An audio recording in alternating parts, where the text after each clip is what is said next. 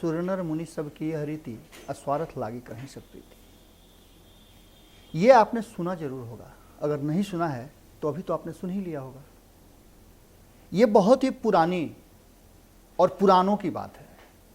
कहा जाता है कि इंसान तो इंसान, भगवान जिन्हें आप मानते हैं, जिनकी पूजा अर्चना करते हैं, उनकी भी रीति और नीति यही रही है कि अगर उनका स्वार्थ सिद्ध होता है तो वो काम करते हैं, चाहे स्वार्थ वो व्यक्तिगत हो या फिर व्यापक पैमाने पर हो।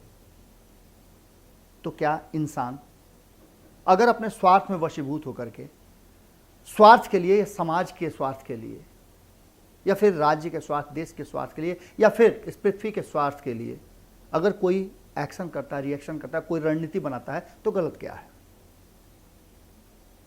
हर कोई अपने को जीवित रखने के लिए, अपने आत्मरक्षार्थ नीति और योजना बनाता है और अलग अलग तरह के व्यवस्था में जुड़ा रहता है। बिहार की राजनीति एक ऐसे मुहाने पर खड़ी है जहां रोज कुछ नई बातें आपके सामने आती होंगी, लेकिन नीतीश कुमार जो कि आपके राज्य, हमारे राज्य के मुखिया हैं, क्या इतना सहज हैं कि उन्हें ध्वस्त कर दिया जाए? लालू प्रसाद जैसे सबसे मजबूत स्तंभ कहे जाने वाले बिहार की राजनीति में उन्हें ध्वस्त करने में नीतीश कुमार ने भले ही 2 बार उन्हें प्रयास करना पड़ा और दूसरी बार में उन्हें धराशायी किया, लेकिन किया, तो इन्हें इतना कमजोर कैसे मान लेते हैं आप? वो नीतीश कुमार जो पिछले 15 साल से भारतीय जनता पार्टी को पूंछ पकड़ करके चलने के लिए मजबूर कर रहा है, उसे आप इतना कमजोर कैसे समझ लेते हैं? क्या आपको लगता है कि तेजस्वी यादव इतने शक्तिशाली हो गए हैं कि नीतीश कुमार को हरा देंगे? क्या चिराग पासवान जिस तरह की व्यवस्था कर रहे हैं वो नीतीश कुमार को सत्ता से बेदखल कर देंगे? क्या भारतीय जनता पार्टी में उतनी शक्ति है, कांग्रेस में उतनी शक्ति है कि नीतीश कुमार को सत्ता से बेदखल कर दे? प्रयास सबने किया था। 2020 के चुनाव के परिणाम जो आए हैं, इसमें भी प्रयास हुआ था, लेकिन नीतीश कुमार अगर किसी से डरते हैं, किसी से उन्हें भय है, तो वो है लालू प्रसाद। और लालू प्रसाद बिहार की सक्रिय राजनीति से बहुत दूर है और एक किले में घिरा हुआ राजा कभी भी युद्ध के जीतने का कारण नहीं हो सकता है, क्योंकि जो चीजें किताबी होती हैं वो तो कोई भी बता सकता है, लेकिन जब मैदान में उतरने की बात होती है और वहां जो सामने फ्रंट पे देखा जाता है, प्रैक्टिकली जो होता है वो अलग होता है। नीतीश कुमार को खुला मैदान मिला हुआ है। भारतीय जनता पार्टी के पास इतनी क्षमता नहीं है कि नीतीश कुमार का विरोध कर ले।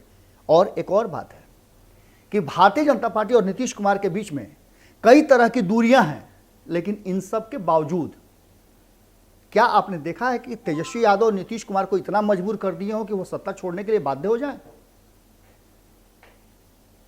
नीतीश कुमार सत्ता छोड़ने के लिए बाध्य हुए थे 2017 में, तब कारण उसके दूसरे थे। तब उन्हें ऐसा लगने लगा था कि उनसे एक गलती हो गई है। उन्होंने जाने अनजाने में कहीं ना कहीं लालू प्रसाद और उनके परिवार को एक बार फिर से सत्ता का कुशन दे दिया है, और अगर यह कुशन लंबे समय तक रहा तो नीतीश कुमार ध्वस्त हो जाएंगे, क्योंकि डर उन्हें लालू प्रसाद का था।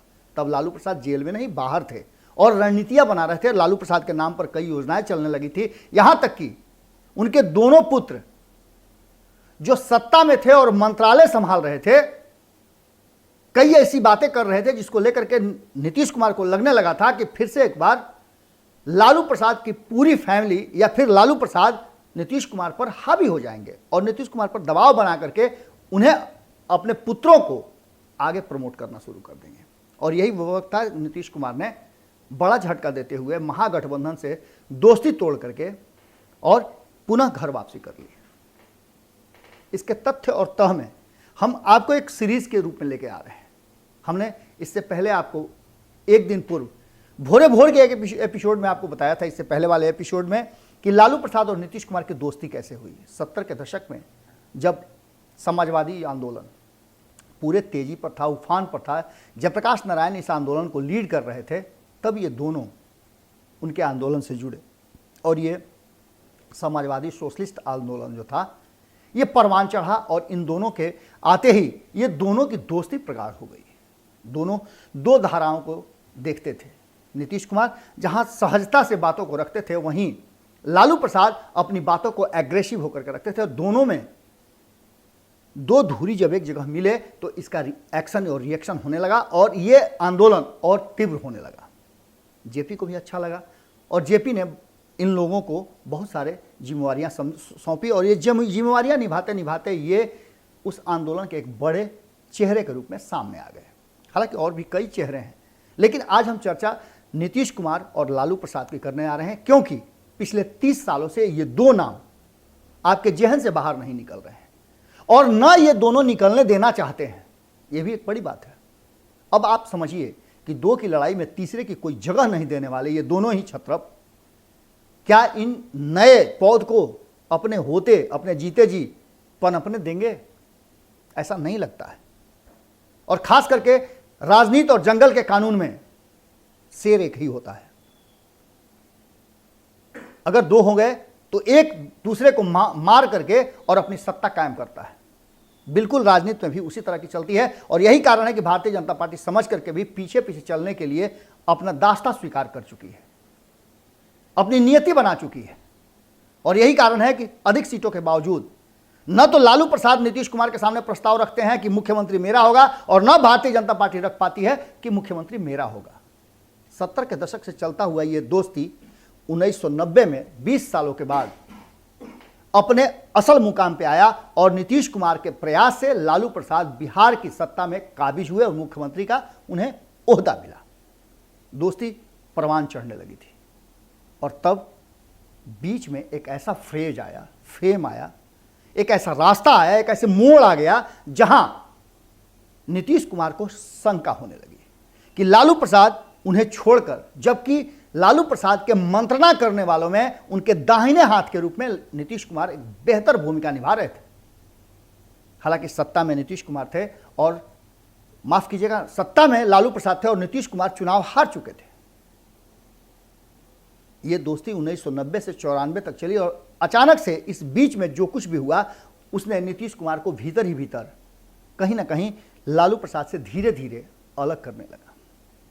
उन्हें ऐसा लगने लगा कि लालू प्रसाद अपनी शक्ति संचय करने में अपने स्वजातियों को अधिक तरजीह दे रहे हैं, सम्मान दे रहे हैं और ओहदा भी दे रहे हैं। ट्रांसफर और पोस्टिंग में वो अपने लोगों को मलाईदार या फिर कहा जाए कि मजबूत पद दे रहे हैं, जिसके कारण सामाजिक समरसता और जिस समाजवाद की धारा को, जिस सोशलिस्ट क्रांति को लेकर के चले थे वो पूरा नहीं हो रहा है। और इस समाजवादी धारा को कहीं ना कहीं अब यहां स्वार्थ की भी बात थी और दूसरी तरफ नीतीश कुमार हाशिए पर भी जा रहे थे। लालू प्रसाद अपनी शैली के कारण लोकप्रिय होते जा रहे थे और नीतीश कुमार धीरे धीरे उनके पिछलगू बनने का तगमा पाते जा रहे थे। अचानक से 1994 में उन्होंने एक फैसला किया और वो अलग हो गए। उन्होंने जॉर्ज फर्नांडिस के साथ समता पार्टी का गठन किया और उस पार्टी से शामिल हो गए। उस पार्टी को जीवन दान देने लगे। 1995 का चुनाव आया। इस चुनाव में बहुत कुछ तो नहीं कर पाए, 7 सीटें मात्र लेकर के आए और समता पार्टी का उदय हो गया। लालू के विरोध में उन्हीं के एक मित्र जो कि बहुत करीबी रहे थे, और आपको पता है कि दुश्मन से ज़्यादा खतरनाक होता है वो मित्र जो आपका दुश्मन बन जाता है। नीतीश कुमार ने कसम खाई थी कि लालू प्रसाद को आज नहीं तो कल ये कुर्सी छोड़नी पड़ेगी और इस कुर्सी पर मैं बैठूंगा। और नीतीश कुमार अपने वादों के पक्के हैं। ऐसे में आप ये सोच सकते हैं कि क्या चिराग पासवान तेजस्वी यादव के लिए जगह खाली करेंगे? क्या बीजेपी के लिए नीतीश कुमार जगह खाली करेंगे, जिसे इतनी मुश्किल और इतने संघर्ष के बाद प्राप्त किया है? आगे की कहानी में बड़ा ही ट्विस्ट है। यह ट्विस्ट इसलिए है कि नीतीश कुमार को लगने लगा था कि बिना यादव को अपने साथ जोड़े यह लड़ाई आगे नहीं चल सकती है। उन्होंने इस पर तुरंत फैसला किया और इस फैसले का एक फ़ायदा हुआ कि धीरे धीरे करके जब दूसरी बार बड़ी मजबूती के साथ लालू प्रसाद आ गए 1995 में, तो नीतीश कुमार को अब अपनी तैयारी करनी थी। और इस तैयारियों में नीतीश कुमार को दो बातें बहुत मजबूती के साथ मिल गई। एक तो मिल गया कि 1996-97 में नीतीश कुमार के पास एक ऐसा मुद्दा हाथ लग गया जो लालू प्रसाद को तहस नहस कर सकता था, वो था चारा घोटाला। चारा घोटाला मामले में लालू प्रसाद को, जबकि लालू प्रसाद उस दौर में चरवाहा विद्यालय से लेकर के अन्य कार्यों के लिए दुनिया भर में फेमस मशहूर हो गए थे। उनके चरवाहा विद्यालय को देखने के लिए देश दुनिया से लोग आते थे, उस पर शोध शुरू हो चुकी थी कि एक ऐसा भी व्यक्ति है जो गाय चराने, भैंस चराने, भेड़ चराने, और वो लालू प्रसाद कहते भी थे, ए भेड़ चराने वालों, ये भैंस चराने वालों, ये गाय चराने वालों, आओ और पढ़ो। और यही उनके लिए उनके राजनीतिक जीवन के इतिश्री का कारण भी बन गया। चारा घोटाले में लालू प्रसाद पर पटना हाई कोर्ट में केस दर्ज हुआ और सीबीआई को जांच सौंप दिया गया, और यहीं से लालू प्रसाद का धीरे धीरे पतन शुरू हो गया। 96-97 में जब ये केस सामने आया, लालू प्रसाद पर चार्जशीट हुआ और लालू प्रसाद को जेल जाना पड़ा। यही वो मौका था जब नीतीश कुमार पूरी सक्रियता के साथ, और इस भूमिका में नीतीश कुमार की एक बड़ी अहम भूमिका थी, अहम रोल निभाया था नीतीश कुमार और उनके साथी। यहां तक कि लालू प्रसाद के साथ रहने वाले कई ऐसे उनके पुराने साथी भी इस चारा घोटाला मामले में नीतीश कुमार का साथ दे रहे थे। शिवानंद तिवारी से लेकर के आप ललन सिंह तक का नाम जोड़ लें, ये सारे लोग साथ में थे। रविशंकर प्रसाद ने इस केस को लड़ा था और ये सारे लोग एग्जीक्यूट हो गए थे। ये सारे लोग जेपी आंदोलन से निकले हुए युवा थे और राजनीति में इनका प्रवेश हो चुका था। लालू प्रसाद के लिए कठिन समय था और वहीं अवसर था नीतीश कुमार के लिए।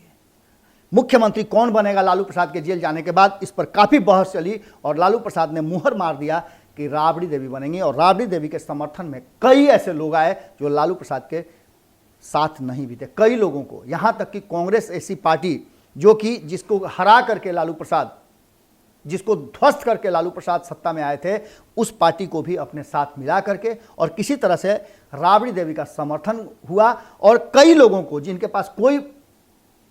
कोई आधार नहीं था, उन सारे लोगों को मंत्रिमंडल दिया गया। राबड़ी देवी की सरकार बन गई और राबड़ी देवी की सरकार चलने लगी। लेकिन कई ऐसे लोग थे जो इस आस में थे कि उन्हें मौका मिलेगा, वो नीतीश कुमार के साथ चले गए और यहां से नीतीश कुमार की अगली रणनीति शुरू हो गई। मौका आया 1995 के बाद और 2000 में फिर से चुनाव हुआ, लेकिन यहां नीतीश कुमार को फिर सफलता नहीं मिली और फिर से लड़ाई नीतीश कुमार ने और तेज कर दी। 2003 में ये बात समझ चुके थे नीतीश कुमार कि वो अपने दम पर, बिना नीतीश कुमार की शक्ति को बढ़ाने के लिए उन्हें यादवों का समर्थन लेना पड़ेगा और यादव से एक बड़े नेता को सामने लाना पड़ेगा। समता पार्टी और जनता दल चला रहे शरद यादव उनके नज़र में आए। शरद यादव से उनकी बातचीत हुई और शरद यादव के साथ उन्होंने अपनी दोस्ती बनाई। इसके बाद शुरू होता है नीतीश कुमार के एक नए अवतार का। जनता दल यूनाइटेड बना और जनता दल यूनाइटेड ने एक बड़ा फैसला करते हुए भारतीय जनता पार्टी के साथ एक बड़ा गठजोड़ बना लिया। नीतीश कुमार एक बार फिर से एक बड़े नेता के रूप में सामने आ गए। जॉर्ज फर्नांडिस से लेकर शरद यादव सभी ने उनके इस नेतृत्व को स्वीकार किया। केंद्र की सत्ता में इनका जोर बढ़ता चला गया और यहीं से योजनाएं, रणनीति बनने लगी बिहार की। बिहार में तब लालू प्रसाद को लेकर के, उनके सत्ता को लेकर के, जब लालू प्रसाद नहीं थे, जेल में थे, राबड़ी देवी मुख्यमंत्री थी, तब लालू प्रसाद के इर्द गिर्द रहने वाले लोगों को एक मौका मिला और यहां से लालू प्रसाद के बदनामी का सिलसिला शुरू हुआ, जिसमें अहम भूमिका निभाई लालू प्रसाद के पुराने साथियों और नीतीश कुमार के करीबियों ने। जंगल राज का नाम दिया गया और 2005 में चुनाव हुआ, जिसमें नीतीश कुमार पटकने तो निकले थे लेकिन पूरी तरह से लालू प्रसाद को पटक नहीं पाए। किसी को बहुमत नहीं आया और ये राष्ट्रपति शासन लग गया। अक्टूबर में चुनाव हुए और फिर तब लालू प्रसाद को पूरी तरह से हरा करके, इस बीच में जो कुछ भी हुआ वो आपको घटनाएं हमने कई बार बताया है कि जब फरवरी 2005 में चुनाव हुआ तो रामविलास पासवान की 27 सीटें नीतीश कुमार के लिए काल बन गई उनके सत्ता में नहीं आने का। और ये बातें नीतीश कुमार ने गांठ बांध करके रख लिया कि जब मौका मिलेगा तो इसका वो बदला जरूर लेंगे। 2020 में उसका बदला उन्होंने उनके पुत्र से लिया जब रामविलास पासवान का इंतकाल हो गया था। हालांकि शुरुआत उन्होंने तब से कर दी थी जब रामविलास पासवान अस्पताल में थे और जीवन और मृत्यु के बीच में जूझ रहे थे।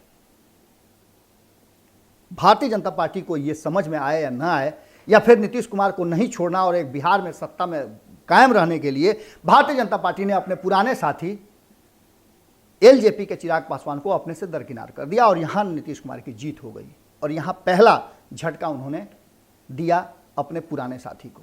इससे पहले वो झटका दे चुके थे 2017 में, इससे पहले वो झटका दे चुके थे 2014 में, 2013 में ही उन्होंने अपने पुराने साथी उपेंद्र कुशवाहा को झटका दे दिया था और धीरे धीरे ये झटका पहुंचता चला गया।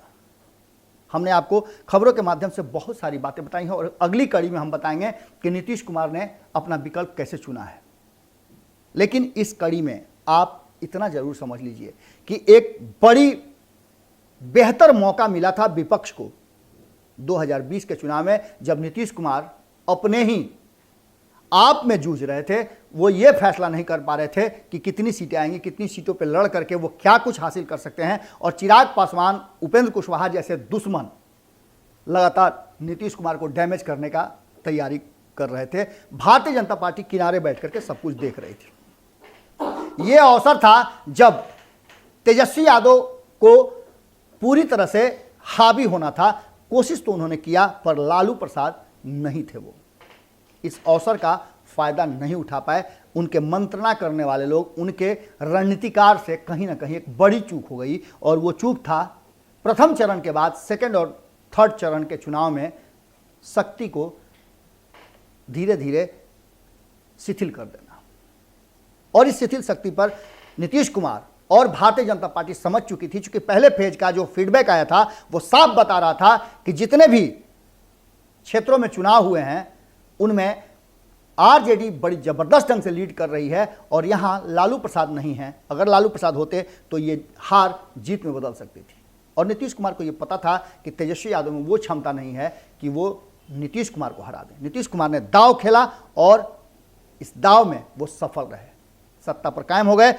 यहीं पर अपरिपक्वता वाली बात जो लगातार बीजेपी की तरफ से आ रही है, या फिर जो कुछ भी घटनाएं घटी 23 तारीख को, उसको लेकर के कहा जा रहा है कि अगर तेजस्वी यादव परिपक्व होते तो ये घटनाएं नहीं होती। हालांकि 23 तारीख को जिस तरह से सरकार को घेरने का सत्ता से बाहर यानी सड़क पे जो संघर्ष हुआ, सदन के बाहर जो संघर्ष हुआ, वो संघर्ष काफी सफल रहा। लेकिन सदन के अंदर जो कुछ भी हुआ वो काफी निंदनीय है और ऐसा अपरिपक्वता के तरफ इशारा कर रहा है। और यही वो कारण है कि नीतीश कुमार बार बार आगे निकल जाते हैं।